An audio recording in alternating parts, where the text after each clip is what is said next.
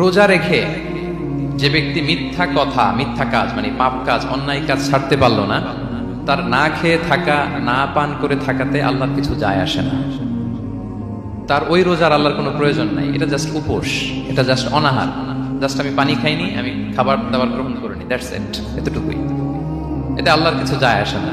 এটার কোনো সিগনিফিকেন্স আল্লাহ তাআলার কাছে নাই যে রোজাও রাখলো আবার মিথ্যাও বলে, রোজাও রাখলো আবার গীবত করতেছে, রোজাও রাখে অন্যের জন্য অকল্যাণ কামনা করে, রোজাও রাখে খারাপ কাজ করতেছে, নিষিদ্ধ কাজগুলো করতেছে। তাহলে এই রোজা রাখা না রাখার সময় এই রোজায় কোনো ফায়দা নাই।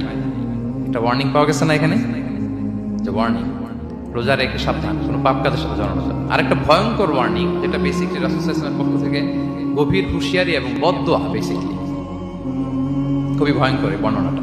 মুসনাদে বাজ্জারে হাদিসটা এসেছে, হাদিসটি হাসান পর্যায়ের হাদিস। জাবির ইবনে সামুরা রাদিয়াল্লাহু তাআলা আনহু বলেন, সাইদান নবী সাল্লাল্লাহু আলাইহি ওয়াসাল্লাম আল মিম্বার, রাসূল সাল্লাল্লাহু আলাইহি ওয়াসাল্লাম মসজিদে নববীর মিম্বারে আরোহণ করলেন। ফাকালা আমিন আমিন আমিন, তিনবার তিনি আমিন বললেন, আমিন আমিন আমিন।